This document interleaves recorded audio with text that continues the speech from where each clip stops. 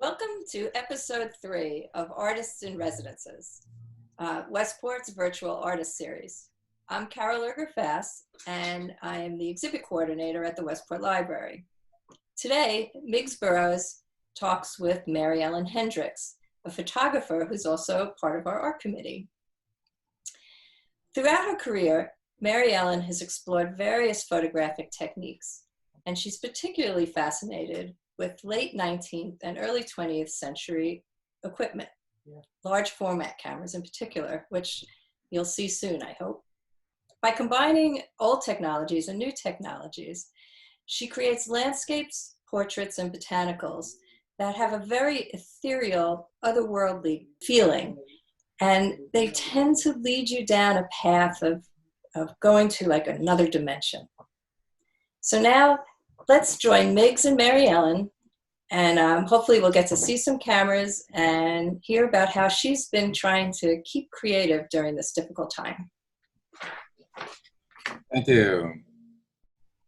Thank you, so Carol. much, Thanks to the library for this great series to let us connect with the community while we're all in quarantine. So, hi, MaryEllen. Hi, Miggs. So you look like you're in a photography museum. You want to just briefly say what's your interest in what cameras are we looking at there, and where did this interest in old-timey cameras come from? Okay, thank you, Miggs. Well, basically, I'll start with explaining the Thin Places project because that's kind of spills into what I've been doing on Instagram while I've been homebound. So yes, I've been interested in late 19th century and early 20th century photography for a long time now. I just have always loved the feel of the photography. I love the old cameras and the process. I love the way it slows time down. I think for me, it kind of forces me to really look at the image and to really be in the moment. So that's kind of where it began. My Thin Places project that I've been working on for about the past 5 or 6 years began when I became aware of a Celtic belief that in any given place, the distance between heaven and earth is about 3 feet, but in the thin places, it's tissue thin. And that really resonated with me, and I love that idea because I am always looking for my photography to kind of take you somewhere beyond. I'm not really that interested in documenting what's there. And I use a lot of these imperfect lenses and plastic cameras and other means to kind of create a space for the viewer to insert themselves into. So with the Thin Places project, I thought it would be really cool combining 2 of my longstanding interests, one being photography, the other being I love listening to people's stories.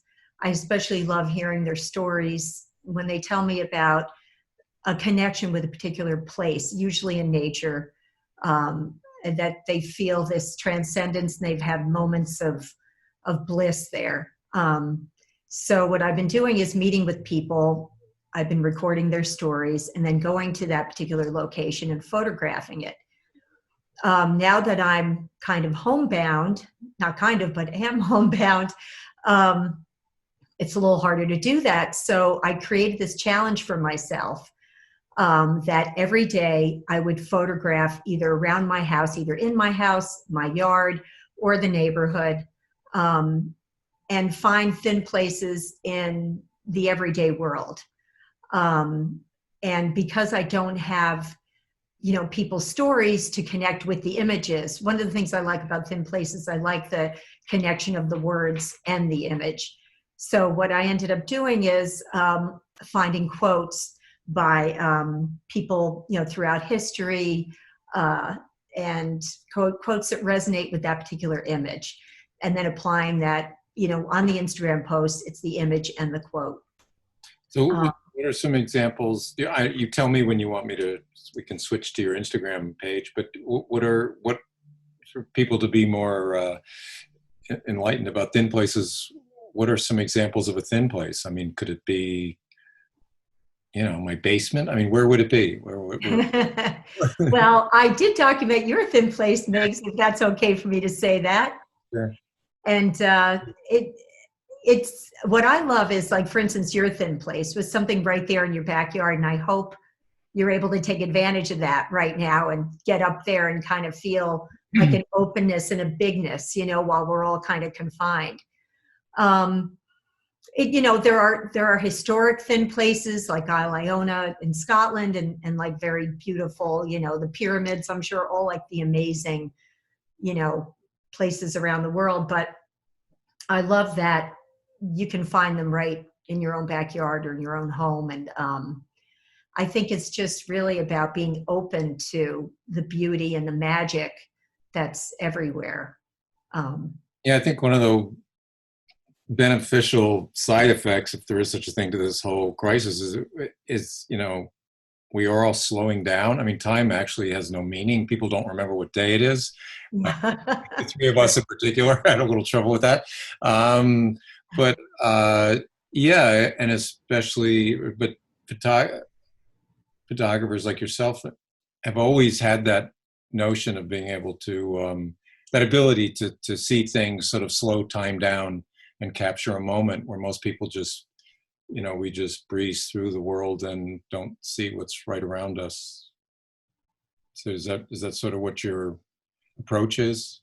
Yeah, I think so. That's something that's always interested me, and I feel like I feel like more and more people do that now that everyone's doing, everyone has a phone and they're often capturing things around them. So it's kind of cool. It's like becoming much more of an everyday thing for people. But yeah, the slowing down of time, and definitely during this period where, like, normally I, have my whole list of all the things I had to do every day. Now it's like, well, it's great. Like, I can wake up, roll out of bed, and like go outside at 6 a.m, or sometimes I go out in my car at 7 and go around and photograph, and it's nice and quiet. And it's the best light. And it's just like, there's no more, kind of chatter and noise and other things. So it has really been a gift, and it's been a really nice challenge for me. And I've taken out some of my older cameras. I'll show you in a little while my 8x10 view camera that, I use, but I don't use that often.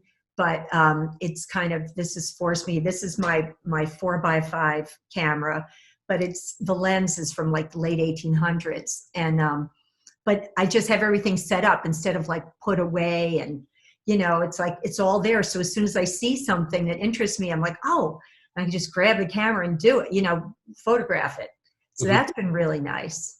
So yeah, people that don't know a lot about photography, or what, they see all these big boxy cameras and go, why would you use that? I've got my phone here. Why? What qualities or what does a large camera enable you to do, or what is the appeal for you to look through that viewfinder? Well, I love the way it slows time down. Usually the you have to use a tripod. There are some 4x5. So now 4x5 means that the negative is 4 inches by 5 inches big. So it's a nice meaty negative. You get a lot of beautiful detail on it. But usually, there are more portable 4x5 cameras, but this one in particular, you have to use it on a tripod. That slows you down right there. And then the time it takes to look through the lens, you have to look through a dark cloth because you have to keep all of the light out of the area with the ground glass. That slows it down, and then framing it. And it's also upside down on the ground glass because there's no mirrors.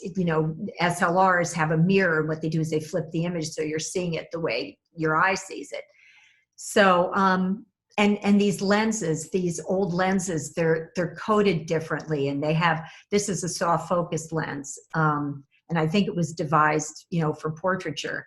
And when you shoot at a large aperture, when the opening is really large, that's when that softness and that beautiful, the way it renders light, it's just different than contemporary lenses.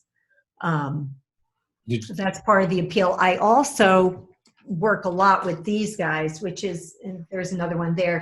These are Diana cameras. This has an instant back on it. And this also does. This is a mini and this is a square. I love these two. They're very simple cameras, but there's like not a lot of control. There's like pinhole or sunny day, cloudy day, very cloudy day. And then like you estimate your distance for your focus. And then you have either bulb, which is, it keeps the lens open for long exposure, or N, which is like, I think it's probably around 1/50th of a second. But I love these. It's always kind of a surprise what you're going to get with these, you know, and I really enjoy that. That's really fun. So I use those a lot too, and they're more portable. I also I don't use my digital that often, but Solid gold lens. That's pretty impressive. I know, right? It's a replica of a lens from 1839, a daguerreotype lens, and Lomography sells it. There's a place in New York. It used to be called the Center for Alternative Photography, and I've taken some classes there. And the person who runs it basically worked with scientists and optically created this lens that would mimic those lenses from back then, but you can use it with a digital camera. So that's kind of amazing. So I play with that sometimes, but I generally don't use this as much for my Instagram. Should we look at your Instagram so we can see what these places actually look like and see if this works? Hopefully. Okay. Thank you for doing this. I have your page. Oh, here we go. Okay. Sorry. We can cut this out. Yeah. Great. Can you see it? Yes, I can. Oh, great. Okay, so we're working. So it's working. So should I control? You know, we can just go down. So these are thin places, right? These are some of your. These are my I'm calling them homebound thin places, and I think they're like 27 so far. I think I had been home a couple of days before I started the project, but more or less it's about the time when we all were sheltering at home. I mean, these really look otherworldly. I mean, this one in particular, this looks like some. I'll just blow this up. I mean, where is this? Oh, thank you. That is actually at Lake Mohegan in Fairfield. It's have you ever gone there? It's I have. Yeah, not recently, but yeah, I have gone there. The trail around. So there's all these like great routes that are popping up, and yeah, so that's where that was. Serpentine. So you use the big camera for this, or what did you, or they vary? Are they taken with different cameras at different cameras? This one was done with the Diana. This one here, this actually with film. So this is the instant Diana. That one was done with film, color film, and it's this particular color film that kind of distorts the color that I really love. That also is done with the Diana. But that's with regular Kodak color film. And that's nearby. That's in Greens Farms. This I did with my digital so this was the night of the pink moon last week, and I'd been waiting like a month to photograph it, but all the beaches are closed. And Carol, I probably could have gone to your house, but I didn't think of it because Carol got an amazing photograph of it rising on the water. So I went to Sherwood Island, but it was closed. It closed at 7, and I was driving around trying to find a place to photograph this moon. Gave up, came home, made dinner. My husband went outside and said, "There it is." So I used my digital because I needed to get a little closer to it, so I had a longer lens. So yeah, that's a night photograph. That's probably about a 4-second photograph, something like that. Yeah, beautiful. I mean, all these, like I said, they're all like almost like on another planet. I mean, there's recognizable forms and shapes and things, but just thank you. Composition. Well, I'm glad. That's what I'm trying to do. So this is actually Southport Beach. I went down there really early one morning, and again, it's like there's nowhere to park. It's all roped off, but I was able to pull over, and I got out of my car and did some photographs. Let's see. We'll just go through. Are we going to do just are we going to do an outside thing later? Or Yes. okay. So I don't know how much time do we need for that. We can. I don't know, maybe like 5 minutes. I don't Oh, think okay. it would be that long, maybe. Okay. Well, I'll give you. You know, we've got 13 minutes left. So yeah. Oh, okay. Okay. So we can go through a few more of We these. will go through. This was, I was drying my hair in my bathroom one morning, and I was looking at the wallpaper and like, wow, this wallpaper is great. Like, I love the way it reflects. And so then again, because I didn't have anywhere to go, I didn't have to leave to go do something. I brought up my camera and I started playing with it. And I took like tons of different images until I came up with that one that I liked the best. But yeah, it's just like seeing things around you, you know, every day and having the luxury of photographing them, you know. And this quote, yeah. Go ahead. Yeah. And this is a quote by Meister Eckhart. My husband actually helps me find the quotes. He's the word guy, and I'm the image person. And but yeah, it just kind of resonated with me with this particular image. Soul does not grow by addition, but by subtraction. So your I guess your motivation is not stop and smell the roses, but stop and photograph the roses, I guess. Probably a combination of the two. But yeah, and now this one I had done with my 8x10 view camera with color Polaroid film. And actually, I don't know am I still on the screen or no? You're not. No, the picture is not. I can. Okay, I can show you this after, but because this. Well, I can stop. We can go back to this. Okay, now you're. Go ahead. Okay, so and actually the 8x10 I'm going to show you at the end, and I'm going to show you how I photograph color and black and white Polaroids with it. So this is what comes out of the camera. So basically, it's an 8x10 image. If it was a negative, it would be an 8x10, 8" by 10" negative. But it's a positive, so it's an 8" by 10" positive. And the lens is from the early 20th century, so it has like a funky. But that's a Polaroid in the traditional peel off. You know, wait a minute, shake it, and it peeled off in a minute. And correct. For 8x10s, you need a Polaroid processor. Which it's in my studio over there, but it's like a machine that basically it goes through rollers and it connects the positive with the negative. Yeah. So yeah, it's pretty cool. The Impossible Project brought back Polaroid film, 8x10 film a few years ago, and now they've transitioned to just being called Polaroid again. Wasn't there? Did they make like 3 in the entire world? 3 Polaroids that. The negative, the pictures were like, I don't know, 3 foot by 4 foot. Wasn't there some gigantic? Yes, I think it was in Rochester, maybe, or something. Yeah. I think Chuck Close had one, or maybe Andy Warhol had one. I don't know. There was just probably. Yeah.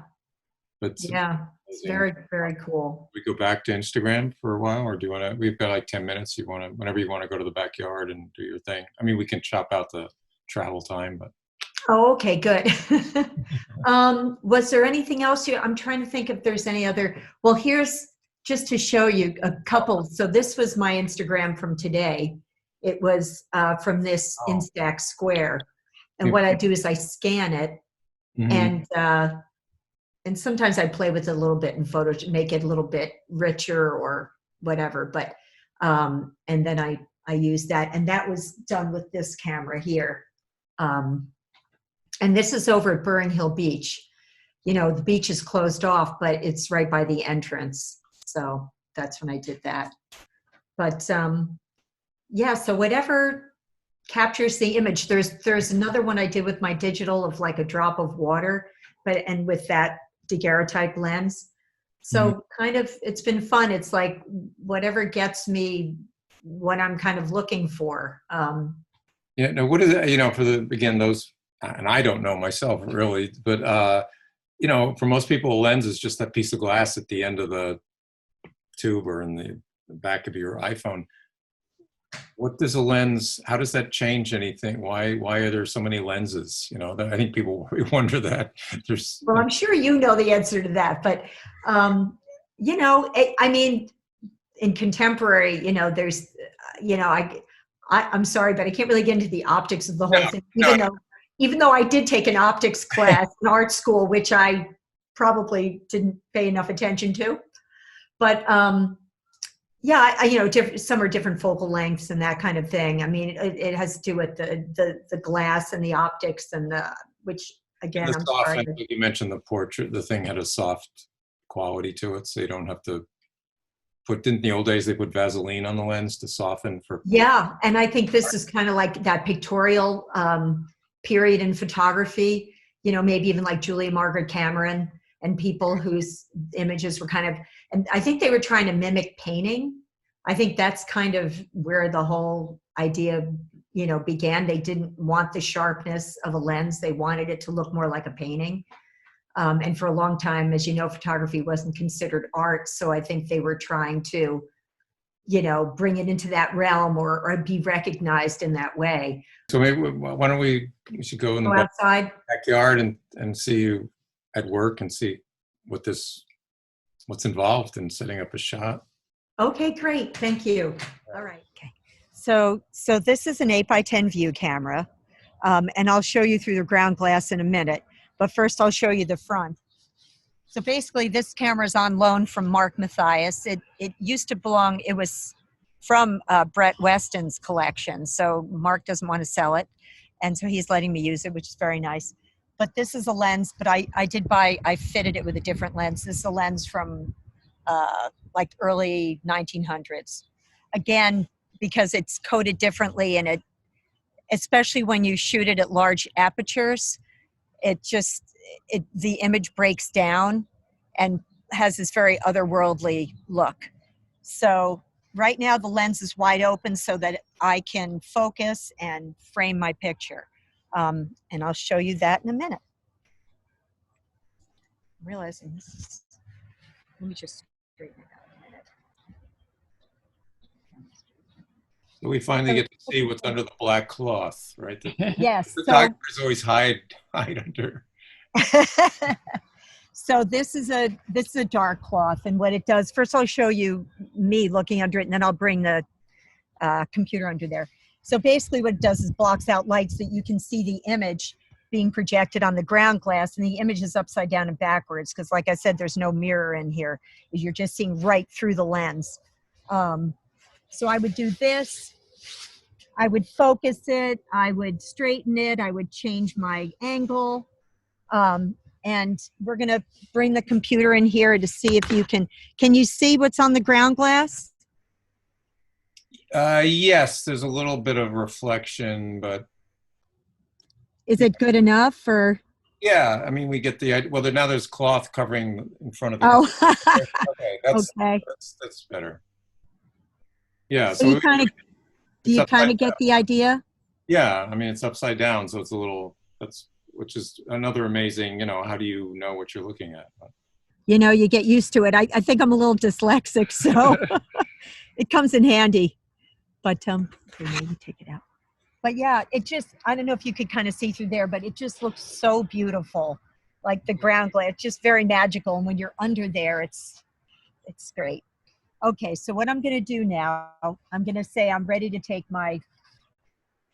expose my film. So first I'm going to do a light reading. And there's this wonderful app for your iPhone that is like an old LunaPro light meter. Because my LunaPro light meter broke. And then someone told me about this, which is great. So basically you point it in the direction, because there's no built-in light meter with these old cameras. You always had to do it separately.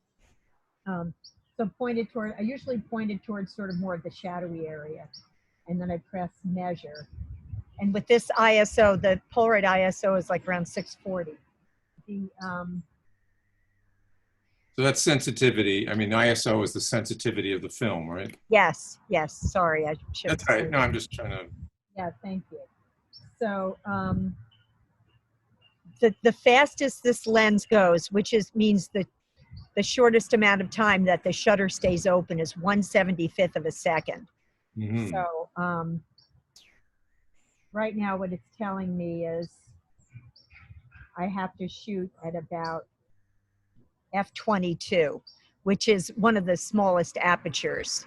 which I generally don't like to use on this camera because I don't get the full ethereal effect. But for this purpose, I'll show you how I do it. So the bigger the number, the smaller the pinhole. that's right. The smaller the opening, the bigger the number, the smaller the opening. And the smaller the opening, the greater the depth of field, which is the focus from the beginning, the front to the back.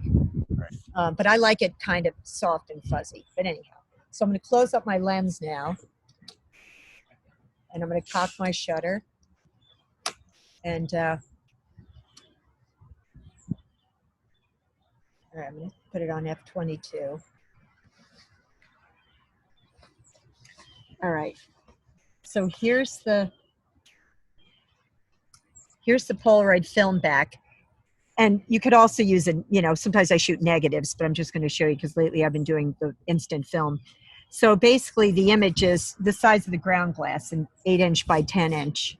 So you insert this in the side.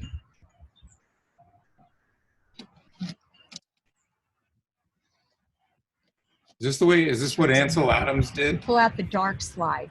The dark slide basically creates a barrier between the light coming through the lens and your film.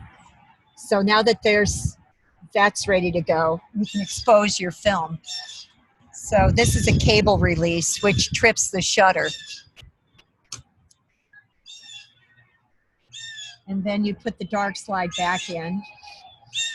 Can Michael turn the computer to look at what you were looking at in real life? What the scene was that you were pointing at? I'm sorry, what? I was wondering if you could turn the computer to show yeah. what you were looking at. Not through the lens, but through the, you know, in your yard. What scene were you looking at? Oh, there we go. Is that good? Oh. So this is basically my backyard. And these are the condos. And when I photograph, I'm going to make it, you know, more shallow depth of field because I don't want the condos in the picture. But yeah, so this is where I do a lot of my photography. I love kind of overgrown things and weeds and that kind of stuff, vines.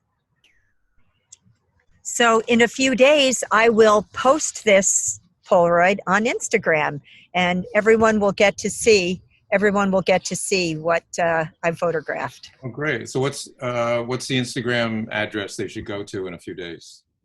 It's Thin Places Project. Okay. Thin Places Project on Instagram. And then, yeah, I mean, I don't know when this will be posted, but when they see this, it'll be there, I'm sure. Maybe what I'll do is I'll time it when I know it's going to be put up, then I'll post it.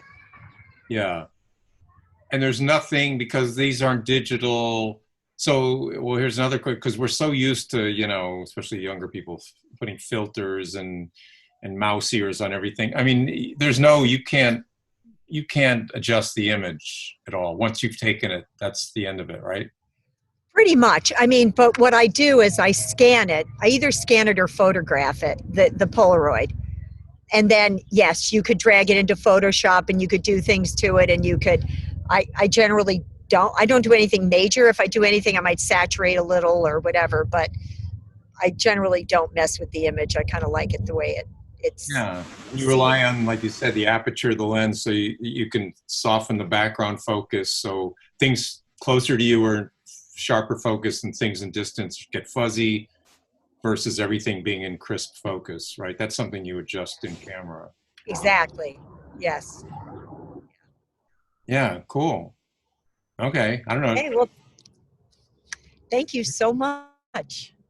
Yeah, thank you. This will be fun to see what comes out. And Okay, good. Carol, did you want to add anything or just? Yeah, thank you so much for showing us everything. It was really cool to see how your cameras work. And I can't wait to see on Instagram how what the actual photo looks like at the end. Thank you. So, and for more information about anything at the library, including all of our digital content, artist talks, author talks, and all of the digital work that we have, visit westportlibrary.org, and hope to see you there soon. Bye-bye.